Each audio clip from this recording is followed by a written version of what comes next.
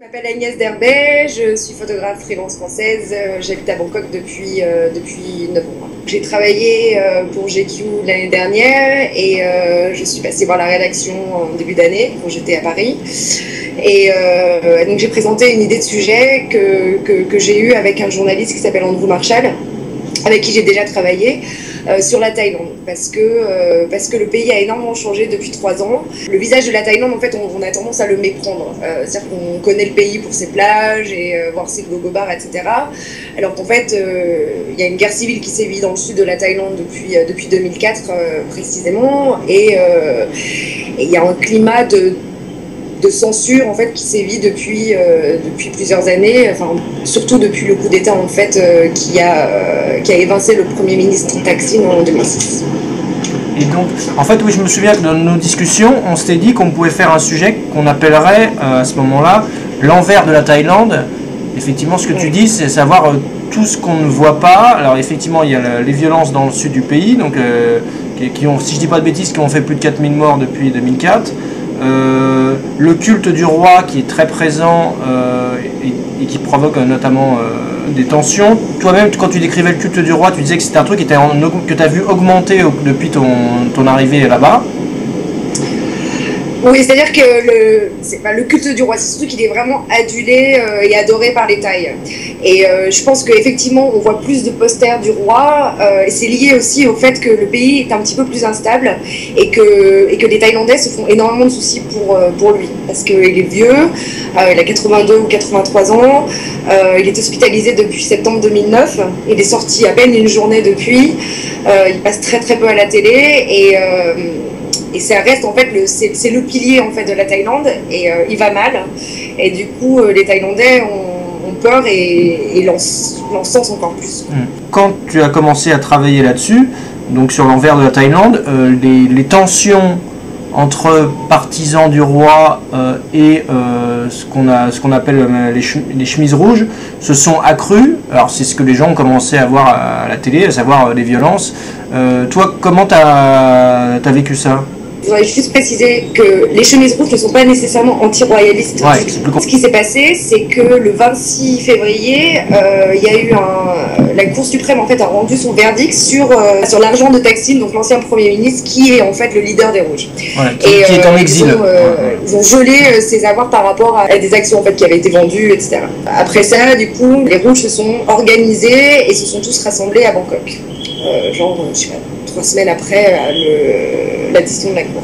Et c'est là qu'a commencé le siège de Ratchaprasong qui est au centre de Bangkok et aussi à ce moment-là à Phang Pha qui est dans la vieille ville. Ça a commencé un petit peu à chauffer le 9 avril et vraiment le 10 c'est là où il y a eu le premier gros clash et où il y a eu pas mal de morts en fait. Et alors justement, nous, de notre côté, quand on a vu que la situation évoluait, que ce qu'on voulait documenter était en train de changer, toi tu t'es mis à bosser sur cet aspect-là des choses, à savoir effectivement dans le quartier d'affaires, les chemises rouges qui sont rassemblées, les tensions avec l'armée qui les entoure. Et toi tu nous expliquais à ce moment-là que tu as été contacté donc, par d'autres organes de presse pour photographier ce qui se passait à ce moment-là. À partir du 9, en fait, là, j'ai commencé à le suivre, mais en termes d'actu chaude, à savoir, donc c'était pour un quotidien, c'était pour le New York Times. Et là, c'était tous les jours, il envoyait des photos tous les jours au quotidien. Et c'est à partir de ce moment-là, en fait, où ça commençait vraiment, vraiment à chauffer. Donc.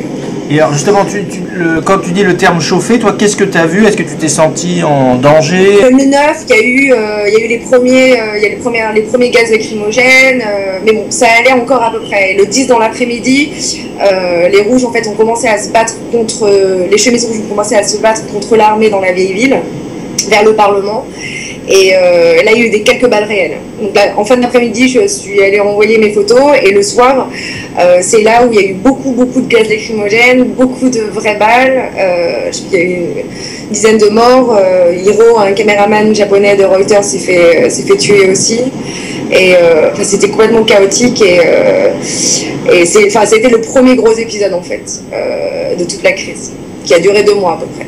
Et alors, je me souviens qu'à un moment, quand on communiquait ensemble, alors je sais pas si ça correspond à cette période-là, mais il y a un moment où tu cherchais, si je dis pas de bêtises, un gilet pare-balles pour pouvoir continuer à faire tes photos. Tu peux raconter ça, comment ça s'est passé pour le trouver, le chercher? Le chercher, c'est pas bien compliqué, c'est demander aux potes qui bossent pour des organes de presse qui sont staff, en fait, s'ils en ont pas en supplémentaire qui traîne dans un couloir, voilà. Sauf que j'en ai pas trouvé. Quelqu'un m'en a prêté un la dernière semaine pour 3 heures. Et qui était trop grand et je pouvais pas me baisser, je pouvais pas courir avec. Ouais. Voilà. Par contre, après le 10 avril, j'ai un ami qui était parti et du coup, il m'a prêté un casque qui protégeait contre les balles. Voilà. Donc après, pendant 2 mois, j'ai bossé avec un casque sur la tête. Ouais. Est-ce que c'est quelque chose que tu as vu venir, que tu as senti venir, ou est-ce que finalement tu as quand même été surprise par l'ampleur que ça a pris? Parce que quand on voit les photos qui sont dans le magazine, on voit des gens couchés par terre et qui évitent les balles, des combats corps à corps armés manifestants, donc des choses très violentes. Ouais. Quoi. Il y a des journalistes qui ont comparé la situation à des plaques sismiques. Voilà. En fait, l'année dernière, il y avait déjà eu des échauffourées entre les Rouges et l'armée, à peu près à la même période d'ailleurs, et ça s'était arrêté très très vite. Il y avait aussi l'occupation de l'aéroport donc par les chemises jaunes. Donc tout le monde s'attendait à ce qu'il se passe quelque chose et comment est-ce que ça allait exploser. Après, le fait que le rallye des Rouges dans le centre de Bangkok ait duré 2 mois, voilà, les types étaient loin de chez eux, ils ont vécu comme des SDF pendant genre 2 mois voilà, dans des toilettes de fortune avec des tentes, etc. Et qu'il y a eu quand même 90 morts. Non, je pense que personne ne pouvait le prévoir. Et en l'occurrence, ça laisse présager du pire parce que rien n'a été réglé depuis en fait. Alors voilà, c'est ma dernière question. C'est que toi, tu sens la situation comment aujourd'hui? On a vu qu'il y a eu un assaut des militaires qui a surpris les rebelles, si on les appelle comme ça, et qui donc a mis fin à l'occupation du quartier d'affaires dans lequel, le quartier commercial dans lequel ils étaient rassemblés. Depuis cet assaut, qui s'est plutôt bien passé, puisque ça a été moins violent qu'auparavant, toi tu sens les choses comment? À Bangkok, tout a l'air d'être réglé, le Premier ministre a lancé sa feuille de route, son plan de réconciliation, etc. Après, quelques journalistes en fait, ont rapporté qu'il y a eu des disparitions dans le nord et le nord-est, en fait, qui est le fief des chemises rouges. Depuis qu'ils sont retournés, il y a eu des disparitions, il y a eu des morts, et le Premier ministre en fait, est en train de s'entourer en fait de personnes qui lui sont d'autant plus favorables. Les journalistes font des comparaisons en fait entre le Premier ministre thaïlandais et la junte birmane, voire l'Indonésie sous Suharto. Et en fait, la façon dont le gouvernement actuel est en train de gérer la crise, en fait, ils sont juste en train de devenir de plus en plus autoritaires. Et alors, une dernière chose, une question qui est plus technique. Toi, quand tu travaillais pour nous, tu travaillais comment? Est-ce que tu travaillais avec un boîtier numérique et tu nous envoyais des fichiers, ou au contraire, si tu travaillais en argentique à l'ancienne et que tu développais les photos, tu les as développées et que tu nous les envoyais, juste pour que les gens sachent un peu comment ça se passe? Non, puisque c'était un sujet magazine et qu'on avait le temps a priori, moi je préférais travailler au négatif. Donc je travaille avec 2 boîtiers, les 2 sont moyen format, c'est un Rolleiflex et un Mamiya 7. Voilà. Et en fait, après, quand j'ai commencé à bosser pour le New York Times, là c'était au numérique, parce qu'il faut envoyer les photos 1 ou 2 fois dans la journée en fait. Voilà, et alors justement, quand tu bossais pour nous en argentique, comment tu faisais? C'est toi-même qui développe tes films, ou tu les files à un labo, tu les scannes et tu nous les envoies? Comment?